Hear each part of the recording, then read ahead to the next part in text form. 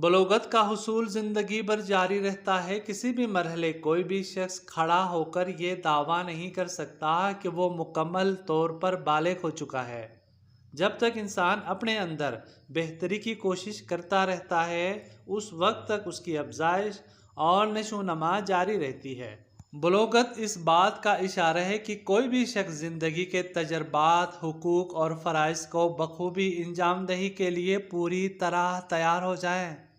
सालगिरह मनाना भी एक तरह की बलोगत की मंजिल की हुसूल की तरफ पहला कदम है, लेकिन इसका मतलब ये नहीं कि आपने पुख्तगी हासिल कर ली है।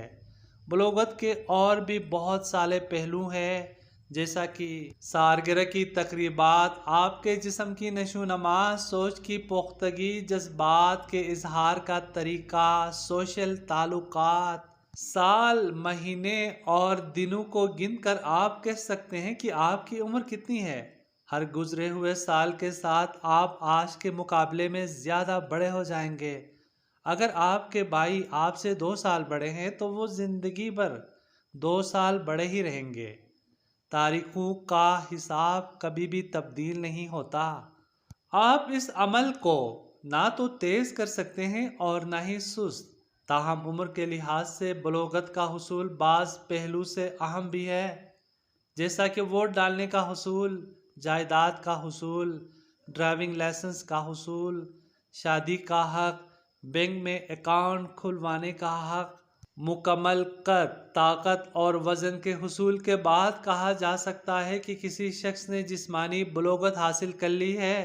अगर उसके जिस्म में हर साल नशोनमा हो रही हो तो उससे मुकम्मल तौर पर बालिग शख्स नहीं कहा जा सकता। जैसा ही उसका कद रुकना बंद हो जाता है और जिस्म का खला पुर हो जाता है तो वो बलोगत के करीब पहुंच जाता है। मुअज़्ज़िज़ नाज़रीन, नाबालिग और नामुकम्मल तौर पर नशोनमा पाने वाले लड़कों और लड़कियों के मुकाबले में पूरी तरह मुकम्मल होने वाले अशख़ास से ज़्यादा तवक्कुआत वाबस्ता कर ली जाती है। गेम्स, जॉब और ख़ानदान के अंदर और बाहर कायम किए जाने वाले ताल्लुकात का एक हद तक इस बात पर इन्हिसार होता है कि आप जिस्मानी तौर पर किस कदर मुकम्मल हो चुके हैं। अच्छी ग़िज़ा और मुनासिब वर्जिश इस सिलसिले में माउन साबित होती है, ताहम वो जिस्मानी नशोनमा के नमूना या तर्ज को यकसर तौर पर नहीं बदल सकते। बलोगत के और भी दूसरे रुख है और वो भी यकसा अहमियत के हामिल है। मुअज़्ज़िज़ नाज़रीन, कोई भी शख्स ज़हनी तौर पर बालिग कब होता है? किसी इंसान की ज़हनी बलोगत को अपनाना बहुत मुश्किल है, क्योंकि अभी तक इस बात पर इत्तिफाक नहीं हो सका है कि उसके जांचने का मयार क्या होना चाहिए। ताहम कुछ हवालों से ये अंदाज़ा लगाया जा सकता है, जैसा कि ज़हनी बलोगत का मतलब ये है कि वो शख्स अल्फाज, आदात, हिंदसू की ज़बान के अलावा इशारात और अलामात समझने और उन पर अमल करने की सलाहियत रखता हो जो इसकी सकाफ़त के ऐन मुताबिक हो।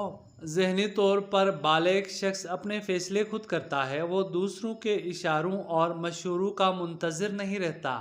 वो जितनी ज़्यादा खुद मुख्तारी के साथ फ़ैसला करता है, उतना ही ज़्यादा उसको ज़हनी तौर पर बालिग समझा जाता है। उस शख्स को ज़हनी तौर पर बालिग समझा जाता है जो अपने मसाइल पर गैर जानिबदाराना और वक़्त पसंदी के तौर पर गौर करने की सलाहियत रखता है।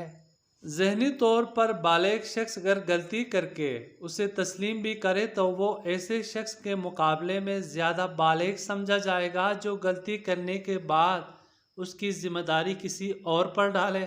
अगर कोई शख्स जल्दबाजी में फ़ैसला करता है तो फिर उसे ज़हनी तौर पर ऐसा नाबालिग समझा जाएगा जो किसी मसले के अच्छे और बुरे पहलू पर गौर किए बगैर चाल चलन लगाता है। वो शख्स पुख्ता ज़हन का मालिक समझा जाता है जो अपने फ़ैसलों को उस वक्त तक महफूज कर लेता है जब तक मसले के तमाम पहलू पर अच्छी तरह गौर खोज ना करे और इस बात का एहसास करे कि इससे क्या फ़ायदे और नुकसानात हो सकते हैं और इससे किस तरह निपटा जा सकता है। मुअज़्ज़िज़ बहन भाइयों, अगर आपको ये वीडियो पसंद आई है तो हमारे चैनल को सब्सक्राइब ज़रूर कीजिएगा और कमेंट्स करके अपनी राय का इजहार ज़रूर करें। ویڈیو دیکھنے کے لیے آپ کا بہت بہت شکریہ۔